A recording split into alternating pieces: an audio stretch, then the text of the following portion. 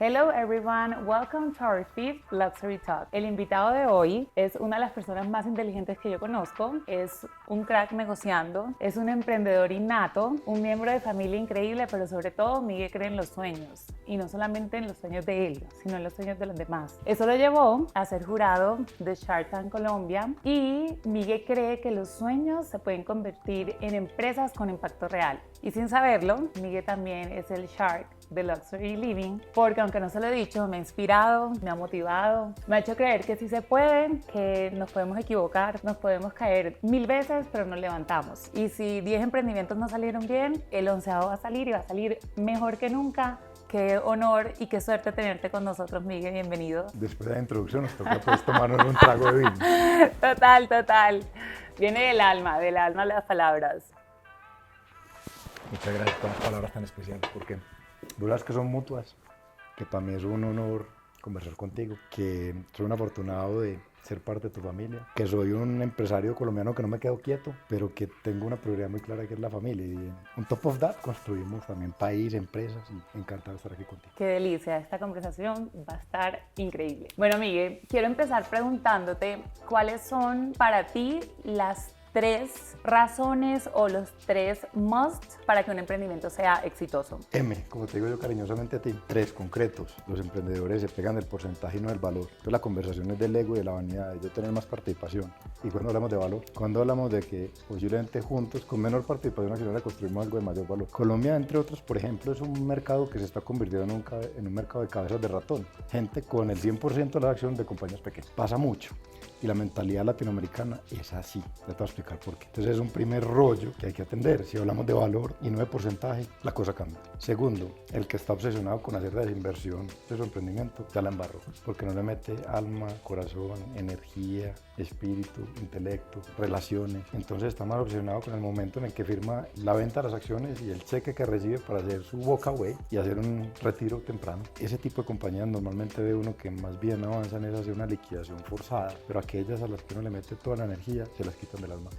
Y tercero, yo creo que los emprendedores que se obsesionan porque el talento avance, la empresa avanza. Y normalmente uno ve emprendedores muy enfocados en cómo alimentar el crecimiento de los ingresos y no es una visión integral del crecimiento. El crecimiento de ingresos, de rentabilidad, de caja, de mejor y más talento y más preparado y mejores salarios. Y yo creo que todo es posible. Es más difícil, lo más fácil es crecer el ingreso. Pues uno baja el precio de algo y crece el ingreso, pues matando el margen. Esos son como 3 elementos concretos que te diría que vale la pena tener en cuenta. Me encanta eso, cuando estás hablándome de meterle la energía, de meterle la berraquera. ¿Tú crees que el componente emocional de la pasión para un buen director, un buen CEO de una compañía es necesario para que ese emprendimiento dé resultados, o sea, para que genere financieramente resultados? ¿O crees que ese componente no es necesario? Un buen director igual puede sacar una empresa adelante sin tenerle pasión a lo que está haciendo. No, la pasión es indispensable, es una condición precedente, pero es más importante el uso de la pasión en los momentos indicados. Yo soy un convencido que la razón y la emoción tienen que estar en los negocios. Las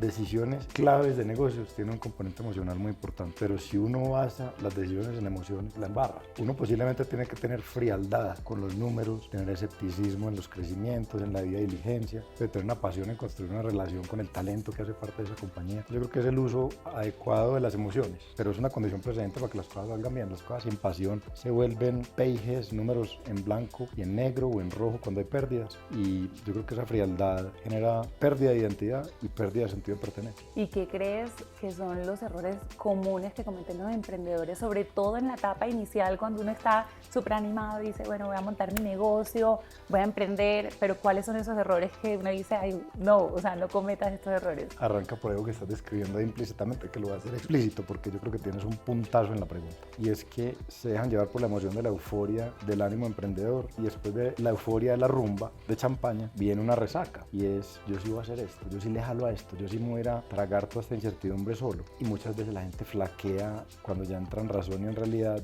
de los esfuerzos y renuncias que tiene que hacer para sacar algo adelante. Entonces le puede más las emociones de la euforia, que más que tener unos picos, unos valles grandes emocionales, es tener algo que tenga oscilación, porque si no, no tiene picante la vida, pero no tan fluctuante, para que uno piense igual en la noche, que tienes ánimo con la mañana siguiente. gente que está entrando en razón. Lo segundo, te diría, M, es que emprender es un espacio de soledad, y el espacio de soledad en un mundo donde hoy en día está lleno de incertidumbre, porque cada vez hay más incertidumbre política, económica, social, los efectos también en la variabilidad del clima. Entonces uno dice, ya no hay ningún negocio predecible, ni que la predecibilidad de los negocios sea tan relativamente accurate o precisa como era antes. Entonces uno está en soledad, manejando la incertidumbre, las emociones le pasan factura. El estado de ánimo mental hace que uno quizá no tome buenas decisiones. ¿Y crees que el emprendedor, esto siempre entrado en debate, nace o se hace? Yo estoy convencido que hay una sangre y una chispa que te habilita a ser un buen emprendedor, que viene congénita y que puede venir de elementos genéticos de muchas generaciones atrás. Inclusive uno ve pues lo que fue la migración, todo lo que es el norte de África hacia España, y que después termina en la colonización,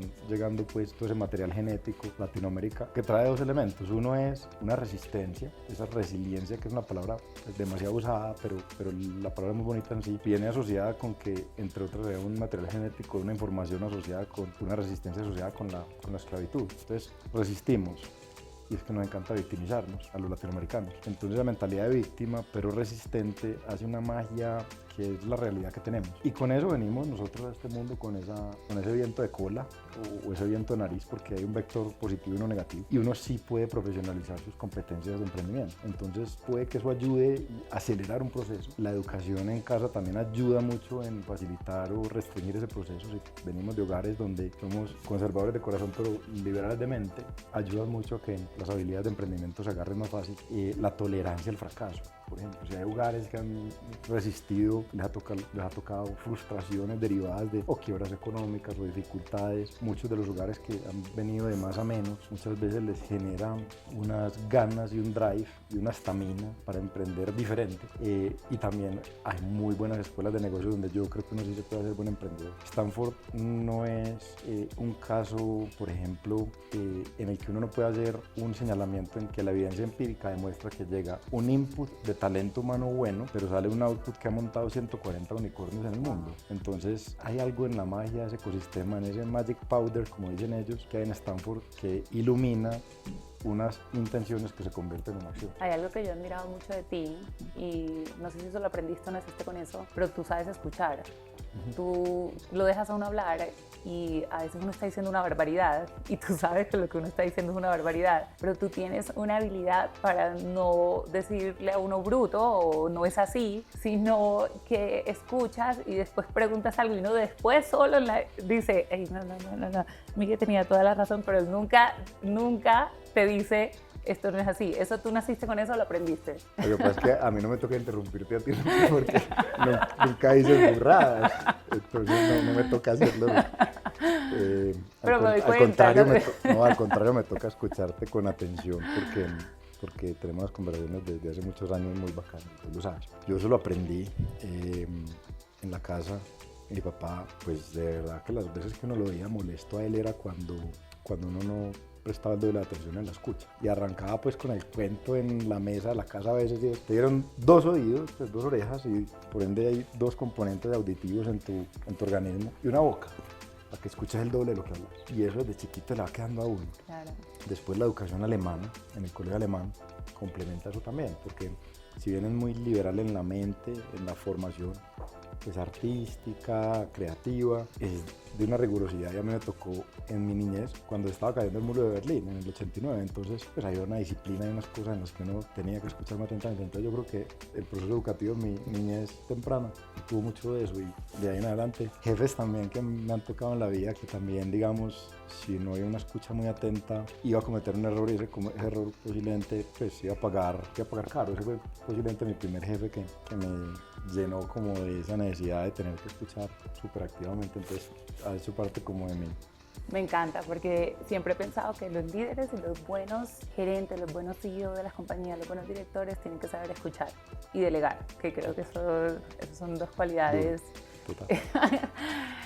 Miguel, quiero hablar un poquito de, yo le llamo revolución, la revolución en la inteligencia artificial. O sea, parece que el mundo está cambiando. Veo a mis sobrinos, esta nueva generación, esa habilidad que traen para todo lo que son computadores, para todo lo que es, no sé, o sea, videojuegos, o sea, tienen una habilidad que nosotros no nacimos con esa habilidad y como que se ha ido transformando. ¿Tú cómo ves ese impacto en las empresas y en los empleos locales y globales? O sea, ¿crees que va a cambiar mucho el tema de la inteligencia artificial?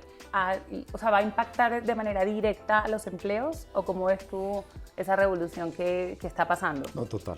Y si es una revolución, y si es una realidad, y no es hipotética, es fáctica. Mira que, por ejemplo, el año pasado en Silicon Valley, el capital de riesgo que se levantó de fondos que a su vez se invirtió en startups. La última estadística que yo tengo es que el 88% de ese capital se invirtió en plays, en startups que tuvieran en su core, en su building block principal, la inteligencia artificial. Como quien dice, si usted no traía algo que estuviera basado en inteligencia artificial, no venga a buscar plata a Silicon Valley. Y en Tel Aviv, en Israel, no es distinto, por ejemplo, también esa dinámica. Y en algunas partes de India y en algunas partes de Corea del Sur. O sea, esto es un fenómeno donde uno dice los mercados de capitales son muy eficientes porque descuentan muy bien la información y los capitales están yendo a ser invertidos en las nuevas aventuras empresariales que tengan eso como base. Entonces, sí es una revolución, sí es real y el capital está llegando allá. Segundo, yo creo que va a haber una sustitución seria del quehacer, de los artes y oficios de las personas en las empresas. Es decir, obviamente sabemos que las actividades repetitivas, digamos monotemáticas, monolíticas, en las que uno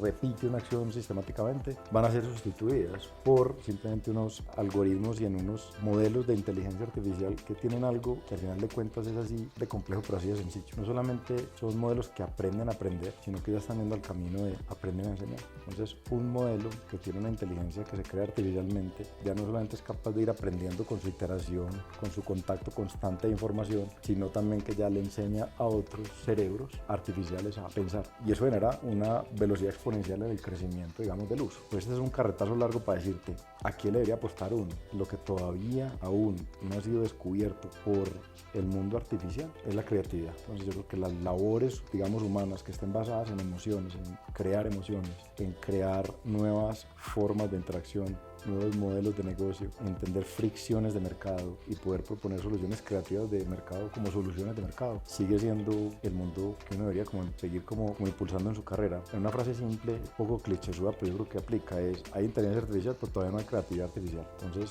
el talento debería migrar más hacia labores creadoras de valor en la creatividad, en la creación, y en lo que es la gestión, las máquinas lo hacen mejor. Qué buen punto, Miguel, porque yo me acuerdo durante la pandemia y bueno, o sea, en Estados Unidos todo se compra online, pero después decían, pero ¿por qué los centros comerciales al final del día, o sea, no se acaban y siempre están llenos? Y es porque hay una emoción de por medio, porque la gente, el contacto al final del día de humano con humano, ya, o sea, sí hay un contacto con robot, pero es que no hay emoción. Y esa parte es clave, la parte de las emociones y de la creatividad, eso todavía no, o sea, ahí hay una oportunidad. Entonces tú hablando como en los sectores que tú ves como de más desarrollo en los próximos, no sé, 3, 5 años, ¿cuáles sectores en la economía tú crees que son los que más van a crecer o dónde ves tú que hay un potencial de crecimiento? Hay varios estudios que yo además comparto, digamos, no solamente como las hipótesis, sino las conclusiones, y es ¿qué necesita el mundo de manera ultra exagerada y creciente? Energía eléctrica. Entre 1800 y 1900, más bien entre 1850 y 1950, después de la revolución industrial por allá de 1813 y el modelo Ford, el T, digamos, de lo que es la primera producción en línea, en un ensamblaje en línea industrial, se demoró 100 años en que el automóvil sustituyera al caballo. Y en Estados Unidos había 0.20 caballos por hogar al inicio, y eso implicaba que si había un hogar de 4 personas o 5 personas, había un caballo en el hogar, y ese era el medio de transporte. A los 100 años habían 0 caballos. Entonces los creadores de caballos se quebraron y los manufactureros de vehículos se enriquecieron. Pero tomó 100 años hacer esa disrupción radical. Hoy en día, una disrupción radical en una industria industria toma menos de 30 días. Y como todo está basado en la tecnología se intensiva en el uso de energía eléctrica. Entonces, primer sector que creo que tiene unas necesidades insatisfechas y crecientes es la energía eléctrica. ¿Cómo? La energía de renovables, pero también algunas fuentes térmicas, y viene obviamente el almacenamiento de baterías, las baterías de almacenamiento de energía. Y es que el sol pues genera la radiación solar durante el día, pero en la noche pues son 12 horas donde no genera energía. Entonces, ¿cómo hacemos para que los parques solares generen y capturen energía durante el día, la reserven y se la entreguen al sistema eléctrico en la noche, que es cuando además se necesita? Entonces ahí viene, digamos, una revolución importante. Entonces, energía eléctrica seguro, primero, sin duda. Segundo, todo el mundo alrededor de los data centers, pues sin duda, al final de cuentas, la producción de bytes de información diario va creciendo y duplicándose, o más que duplicándose, elevándose en una función exponencial al cuadrado cada 18 meses. Yo entiendo que cada 18 meses, según la ley de ese crecimiento, digamos que está una función cuadrática la información en 18 meses de la que hoy en día hay. El reciclaje de todos esos bytes, ¿qué pasa con toda información desperdiciada? ¿Qué pasa con la nueva información que se crea? Y los data centers, que al final del día almacenan una cantidad de información en la nube, pues van a ser muy necesarios, y cada vez hay inversiones más importantes en ello. Y yo creo que tercero, sí vienen cada vez más apuestas alrededor del ecosistema de, como ya arrancamos y hemos ido poniendo en cuestionamiento el fenómeno del proceso de globalización, y después en el COVID nos volvemos como a la localización, y hay unos ánimos hoy en día, digamos, de aversión hacia el comercio global como lo conocíamos. Viene otra vez unas carreras geopolíticas alrededor de descubrir otras fuentes de vida diferentes a la Tierra. Eso no es menor porque son pocos jugadores, pero crean unos ecosistemas billonarios detrás. Sí, yo veo ahí Elon Musk metido de lleno, claro. Pero de lleno. Y los chinos, lo que pasa es que no es información que nos llega a nosotros en el mundo occidental, pero es de lo que pasa en Shanghai, en las áreas de innovación y desarrollo, en varias de las empresas en Shanghai, y diariamente produce una cantidad de información de lo que son todas los, digamos, naves no tripuladas que tienen en el espacio, haciendo una cantidad de investigaciones silenciosas. Rusia también tiene las mismas iniciativas, India tiene las mismas iniciativas, Corea del Sur, hasta Brasil ha tenido algunos aportes en eso con lo que ha hecho desde Embraer, que es la empresa pues, de aviación y de construcción de aeronaves. Es decir, ahí hay algo que son pocos jugadores de unos billetes muy largos, pero que están dispuestos a ir all-in en esa apuesta y crean unos ecosistemas billonarios de servicios y de productos. Yo creo que hay una fiesta que sobre todo aquí en Colombia no la conocemos. En Miami yo creo que debería haber una conversión seguro más recurrente en ese sentido. En una época particular en Colombia, porque elecciones presidenciales son el otro año, entonces tú sabes que yo estoy en el mundo del real estate y de mortgages en Florida. Me interesaría tu opinión sobre qué piensas tú como para un colombiano, si es un buen momento de invertir, específicamente me voy a enfocar en Florida, que es donde estoy yo, en Estados Unidos en general, en real estate, y qué crees tú que debe considerar antes de tomar esa decisión. Yo creo que no solo para un colombiano, sino para un latinoamericano, y no importa las coyunturas políticas o sociales o económicas de cada uno de esos países, sea México hasta la Patagonia. Yo creo que real estate es base de portafolio. Es decir, si uno tiene unos excedentes en la vida, por la razón que sea, fruto del ahorro, fruto de una herencia, entonces son base de portafolio, y eso implica que, pues antes de uno pensar en tener equity o tener muchas veces fixed income, normalmente los ladrillos gustan, o sea, y esto viene como generación en generación. Así los latinoamericanos hemos sido de alguna manera creados, y por eso desde el inicio en nuestras vidas nos dicen, invierta en tierra, que eso ya no hacen, que es muy paisa, muy de Medellín, pero es muy latinoamericano. Eso implica que no importa quién es el presidente de turno en el país latinoamericano que uno esté, propiedad raíz es base de portafolio. Y creo que no me equivoco en eso. Y tampoco me equivoco en decir dónde invierte uno en propiedad raíz. Invierte en un mercado que tiene adrenalina, tiene liquidez en el mercado secundario, que tiene opciones de financiación para que las estructuras de capital sean eficientes y uno como inversionista tenga buenas TIR, un buen IRR. Pues para que no meterle el 100% del equity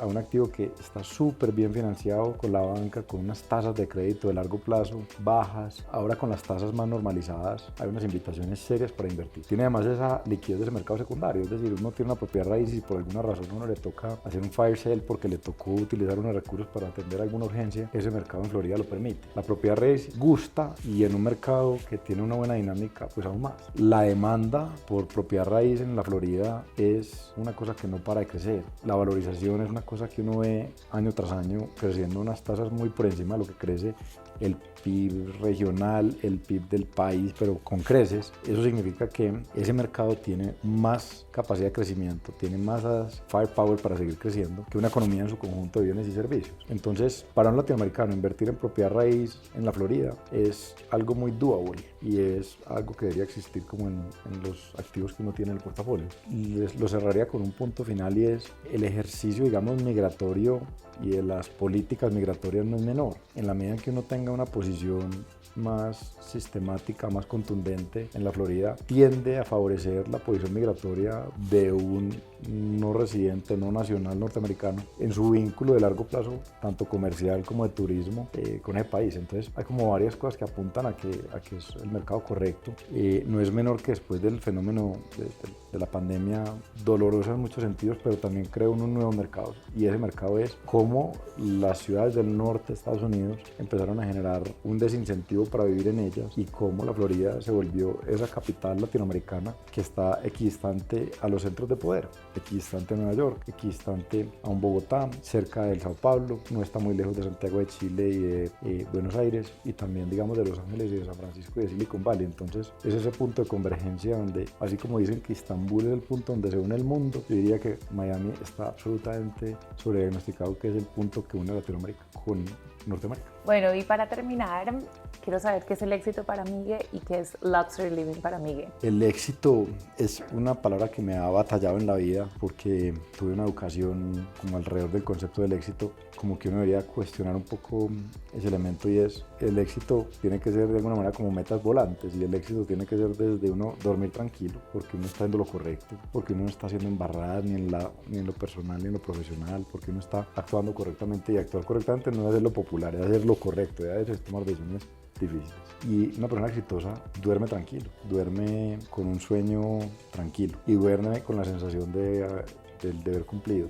No hay nada mejor que cuando uno como que sale de vacaciones y entrega como el trabajo, y esa sensación de deber cumplido, pocas cosas lo pagan. Desde que uno estaba en el colegio y uno salía de vacaciones, ya sentía como ese deber cumplido, y así sigue pues en la vida de alguna manera. Pero el éxito, yo creo que al final del día es ser capaz de dar ejemplo con hechos que mejore, digamos, las dinámicas de una familia y de una empresa y de una sociedad en la que uno participa, por los actos y de manera no forzada, y no por los dichos y los discursos. Cuando otros se inspiran en hacer cosas porque vos los inspirás, no porque sos el jefe y entonces tenés un business card muy fuerte, entonces tenés el poder, digamos, de la jerarquía, sino porque sos capaz de inspirar en ellos unas conductas bacanas que son buenas, y eso es una sensación de un éxito. Lo que pasa es que es una variable dinámica, no es el endgame, es algo que si uno consigue eso tiene que ambicionar algo más, no puede quedar quieto, no puede quedarse con uno tranquilo. Y Luxury Living es un concepto muy soñado que tú tienes, que me parece que viene muy al lugar, y es en vidas tan rápidas hay cosas que podemos hacer en el fast living y otras en el slow living. Luxury Living yo creo que es ser capaz de reconocer que las dos son necesarias, vivir en ambas cómodamente, a veces a la lata, a la carrera, tomando decisiones muy rápidas, y a veces en espacios de disfrute, de ocio, de goce, pues hacerlos muy lentos y no estar conectado con la velocidad que normalmente tiene como las vidas de nosotros. Si uno está viviendo fast living y slow living, es porque de alguna manera se está dando un lujo de vida, y es poder disfrutar lo que cada uno le propone a uno. Me encanta. Salud por eso. Salud. Okay, guys, thank you for watching and see you next time.